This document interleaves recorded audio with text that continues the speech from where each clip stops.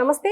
ప్రస్తుతం మనతో పాటు సీనియర్ జర్నలిస్ట్ దాము బాలాజీ ఉన్నారు. ఆయనతో మాట్లాడదాం. నమస్తే సార్. నమస్తే సార్, సుప్రీంకోర్టు వైసీపీకి ఒక షాక్ ఇచ్చింది. ఏంటంటే పోస్టల్ బ్యాలెట్ల విషయంలో మళ్ళీ దాన్ని అంటే హైకోర్టు నుంచి సుప్రీంకోర్టుకి వెళ్ళినప్పుడు అక్కడ కూడా వాళ్ళకి దెబ్బ తగిలింది.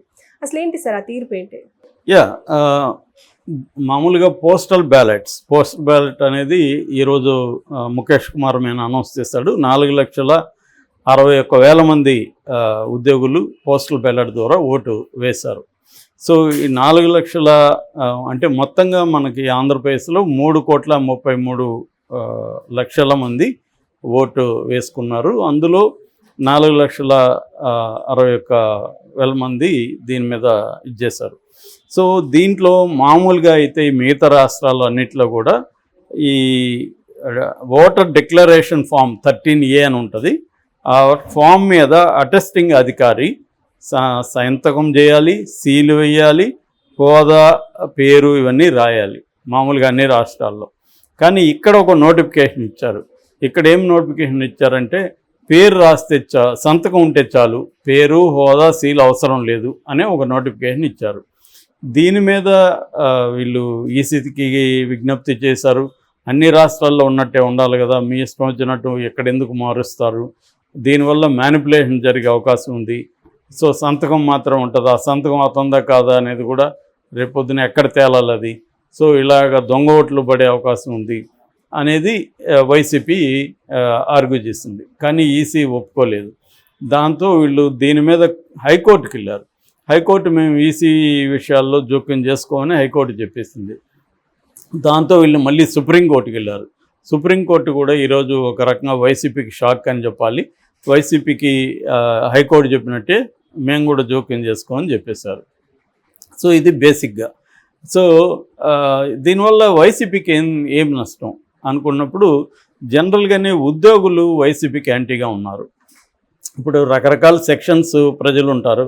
అన్ని రకాల సెక్షన్స్ ప్రజల్ని ఏ ప్రభుత్వం కూడా సాటిస్ఫై చేయలేదు. సో దాని ప్రయారిటీ చూసుకుంటుంది. ఇప్పుడు అలాగే జగన్ ప్రభుత్వం ప్రయారిటీ ఏం చూసుకునేదంటే ముఖ్యంగా పేదలు, ముసలివాళ్ళు, లేకపోతే దళితులు, ఇట్లా ఎస్టీలు, ఇలా అంటే సమాజంలో అట్టడుగున ఎవరున్నారు వాళ్ళకి ఫస్ట్ ప్రయారిటీ ఇచ్చి వాళ్ళకి డబ్బులు ఇవ్వడం, వాళ్ళ ఎడ్యుకేషన్కి హెల్ప్ చేయడం, వాళ్ళ ఆరోగ్యానికి సంబంధించిన ఆరోగ్యశ్రీలు వీటికి ప్రయారిటీ ఇచ్చారు. దీనివల్ల డబ్బులంతా కూడా దానికి వెళ్ళిపోవడం వల్ల అంటే సంవత్సరానికి 70,000 కోట్ల పైన దానికి ఖర్చు పెట్టడం వల్ల సో 3 లక్షల కోట్ల పైన ఈ 5 ఏళ్లలో దానికే సరిపోయింది. దీనివల్ల ఏమైందంటే ఉద్యోగులకి ఇవ్వాల్సిన కొన్ని ఇవ్వలేకపోవడం, తర్వాత వాళ్ళ పాత పెన్షన్ స్కీము అమలు చేస్తానని ఆయన హామీ ఇచ్చి చేయలేకపోవడం, తర్వాత ఇంకా టీచర్ల విషయానికి వస్తే స్కూళ్ళని ఆయన డిసిప్లిన్గా తీసుకురావాలి, ఇంగ్లీష్ మీడియం పెట్టడం వల్ల ఏమైందంటే అప్పటి వరకు ఏం జరిగేదంటే మేము కూడా ఒక ఎన్జిఓ తరఫున కుప్పంలో 32 స్కూళ్ళని రీసెర్చ్ చేసి సర్వే చేసి ఒక రిపోర్ట్ ఇచ్చాం చంద్రబాబు పీరియడ్లో. అప్పుడు మేము చూసింది ఏంటంటే స్కూళ్ళల్లో టీచర్లు చాలామంది ముందుగా లీవ్ లెటర్ ఇచ్చి పెడతారు, ఆ రోజు రారు. ఒకవేళ ఇన్స్పెక్షన్ వస్తే లీవ్ లెటర్ చూపిస్తారు, ఇన్స్పెక్టర్లు రాలేదనుకో చించేస్తారు. అంటే వీడు రాకుండానే అటెండెన్స్ పడిపోతుంది. సో ఈ విధంగా మేము 32 స్కూళ్ళల్లో సింపుల్ టెస్ట్ పెట్టాం 5వ క్లాస్ పిల్లలకి. ఏం టెస్ట్ అంటే రాసి వాక్యాలు రాయమన్నాం, ఒక 10 వాక్యాలు రాయమన్నాం. 95% స్టూడెంట్స్ 5వ క్లాస్ పిల్లలు తప్పు లేకుండా వాక్యాలు రాయలేదు. అంటే 5వ క్లాస్ వరకు కూడా తెలుగులో వాక్యం రాయడం కూడా నేర్పిలేదు టీచర్లు. సో ఇంత ఘోరంగా ఉంది ఎడ్యుకేషన్ సిస్టమ్.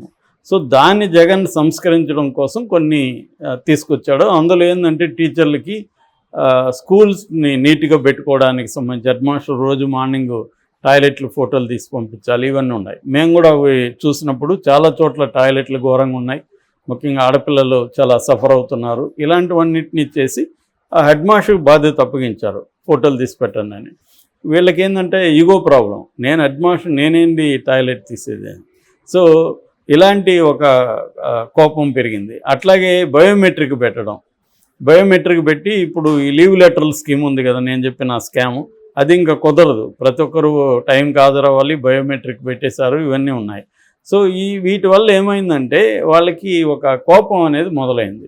మామూలుగానే ప్రభుత్వ ఉద్యోగులు వాళ్ళు మమ్మల్ని ఎవరు ఏమి అనకూడదు అన్న దీంతో ఉంటారు. మనకి తెలిసి చిన్నప్పటి నుంచి చూస్తుంటాం. మన ఏదో ఒక సర్టిఫికేట్ కోసం పోతే అది బీరువాల నుంచి ఇట్లా తీసి ఇవ్వాలి, కానీ రేపురా అంటాడు అతను. మనం ఏదో నానా బాధలు పడి పోయి ఉంటాం. అప్పట్లో అయితే బస్సులు ఎక్కి నానా బాధలు పడి ఒక రోజంతా పడుతుంది మనకి. సో మళ్ళీ రావాలంటే ఇంకొక రోజు ప్లస్ డబ్బులు ఇవన్నీ, కానీ అతను మళ్ళీ రా అంటాడు అంతే సింపుల్గా. అట్లా అంత నెగ్లిజెన్స్ ఉంటుంది గవర్నమెంట్ ఎంప్లాయీస్లో. సో అందుకని గవర్నమెంట్ ఎంప్లాయీస్ని ఎవరైనా సంస్కరణ అంటే నీ పని నువ్వు చేయని చెప్పడమే. ఇదే మళ్ళీ ప్రైవేట్లోకి వెళ్తే వీళ్ళు చచ్చినట్టు పనిచేస్తారు. ఇదే టీచరు ప్రైవేట్లోకి వెళ్తే ఇందులో వాళ్ళకి 1/3 కూడా శాలరీ ఇవ్వరు, కానీ చచ్చినట్టు డబ్బులు త్రిబుల్ వర్క్ చేయాలి. ఆయన చేస్తారు కానీ ఇక్కడికి వచ్చేసరికి చేయరు. ఈ యాటిట్యూడ్ మార్చాలనుకోవడమే ఇతను చేసిన దుస్సాహసం. అది ప్రతిసారి జరుగుతుండదు. చంద్రబాబు గతంలో ఇది చేశాడు. చంద్రబాబు క్యాంటీగా ఓడించడానికి గవర్నమెంట్ ఎంప్లాయీస్ ట్రై చేశారు. అంతకుముందు ఎన్టీఆర్ రావు పీరియడ్లో కూడా తిరగబాటు చేశారు. ఈవెన్ మన జయలలిత పీరియడ్లో అరెస్టులు కూడా చేయించింది. ఇవన్నీ గవర్నమెంట్ ఉద్యోగులకి ప్రభుత్వానికి మధ్య గొడవలు అనేది కామనే. సో అదే పరిస్థితుల్లో ఇప్పుడు జగన్కు వ్యతిరేకంగా ఈ 4 లక్షల మందిలో 70% వరకు జగన్కు వ్యతిరేకమైన ఓటు వీళ్ళు వేసి ఉంటారనేది ఇవాళ వస్తున్న లెక్క. అందువల్ల ఇప్పుడు ప్రతి ఓటు ఇంపార్టెంటే టైట్గా ఉన్నప్పుడు. సో ఇప్పుడు ఇదేమన్నా మ్యానిపులేట్ జరిగి ఈ సంతకాలు ఫ్రాడ్ ఏమన్నా జరిగితే, ఎందుకంటే ఆల్రెడీ ఈసీ తెలుగుదేశం కూటమికి అనుకూలంగా నిర్ణయాలు తీసుకుంటుంది. ఇది క్లియర్గా ఇప్పుడు ఈసీ తను రూల్ బుక్కి బైడ్ అయ్యి అన్ని రాష్ట్రాల్లో ఎలాగుందో అలాగే ఉండాలి కదా, ఇక్కడెందుకు మారింది, దానికి ఆన్సర్ లేదు. ఇట్లా అనేక విషయాల్లో ఈసీ క్లియర్గా తెలుగుదేశం కూటమి వైపు పనిచేస్తుంది. సో కోర్టులు కూడా చాలాసార్లు విచిత్రంగా బిహేవ్ చేస్తుంటాయి. ఒకసారేమో ఇన్వాల్వ్ అవుతాయి, ఒకసారేమో మేము ఇన్వాల్వ్ కామని చెప్పేస్తాయి. సో మొన్నేమో ఫండ్స్ ఇచ్చే విషయంలో ఏమో ఇన్వాల్వ్ అయినాయి, కానీ ఈసీ పట్టించుకోకపోయినా కోర్టు ఏం చేసింది ఏం లేదు. ఇప్పుడేమో మేము ఇన్వాల్వ్ కామంటున్నాయి. సో అంటే అది కూడా ఒక కాన్స్టిట్యూషనల్ బాడీనే కదా ఈసీ.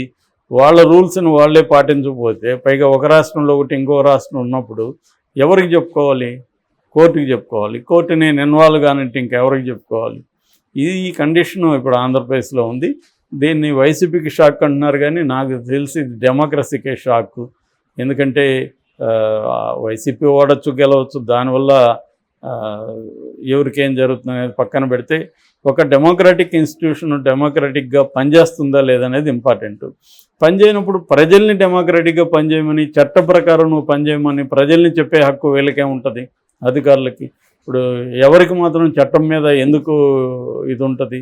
ఎవరికి డెమోక్రసీ మీద ప్రేమ లేకపోతే గౌరవము భక్తో ఏమి ఉండదు. ఇక దీని మీద కూడా ఉండదు, లా మీద కూడా ఉండదు. సో లాలెస్నెస్ అనేది బాగా పెరగడానికి ఇవి ఇండైరెక్ట్గా పనిచేస్తుంటాయి. ఇప్పుడు ఏంటంటే మీడియా వచ్చేసింది, ప్రతిదాన్ని ప్రజలు అబ్జర్వ్ చేస్తుంటారు. ముందు మీరు పనిచేయండిరా డెమోక్రటిక్గా, మళ్ళీ మాకు చెబుదురు అన్నట్టుగా ఉంటుంది ఇవాళ. సో ఇది మెల్లమెల్లగా ఏమంటే సమాజంలో లాలెస్నెస్, కాన్స్టిట్యూషన్కి వ్యతిరేకంగా బిహేవ్ చేయడం, ఈ ధోరణులు పెరగడానికి దారితీస్తుంది.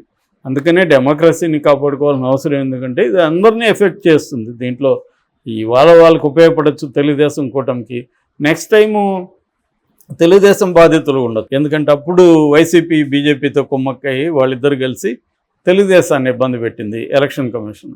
అట్లాగే ఇప్పుడు కూడా అదే జరుగుతుంది. Okay sir, thank you.